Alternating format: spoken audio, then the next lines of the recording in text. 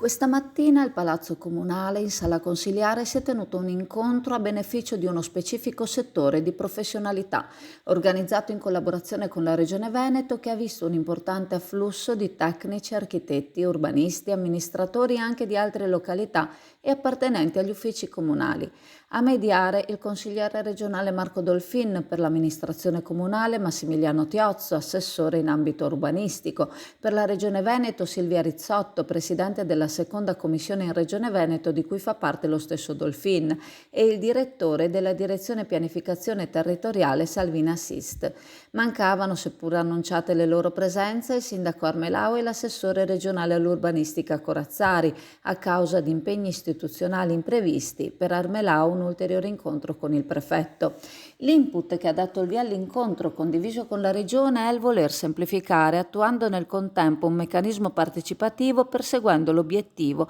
di racchiudere la galassia di leggi, norme e commi in tema urbanistico in un testo unico in materia governo del territorio e salvaguardia del paesaggio. Si è trattato di un incontro itinerante, questo che si è svolto a Chioggia il Decimo, per dare un'informazione capillare ai diretti interessati, agli enti locali, alle associazioni di categoria e ai professionisti. La volontà è rendere il più semplice possibile la consultazione delle leggi, in modo da velocizzare i vari procedimenti e rendere il tutto più trasparente, anche all'interno degli stessi uffici degli enti locali, dove gli addetti, spesso sotto organico, non hanno neppure il tempo di fare propria una norma che già si deve pensare alla versione successiva. Le varianti alle norme dovrebbero essere più stabili, dando il tempo per capirle, metterle in pratica, valutarne le criticità e poi eventualmente migliorarle. Si vuole rendere più fruibile la fluidità messa in campo dal PAT, in modo che lo stesso ente possa dare risposte più veloci ai cittadini, e la Regione si sta attivando in modo che tutti i comuni possano finalmente aderire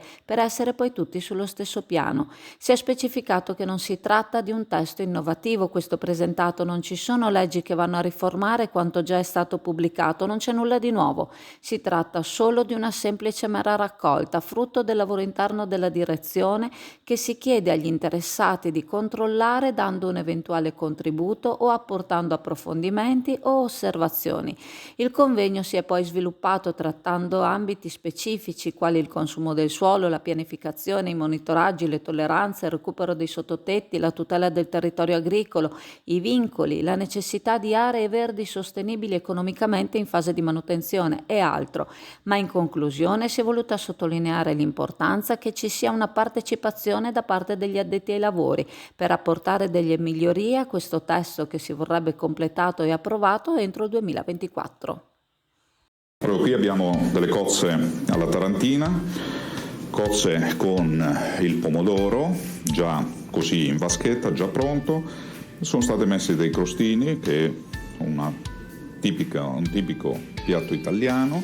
e del prezzemolo, che dà un senso di freschezza e per il periodo estivo è un ottimo antipasto.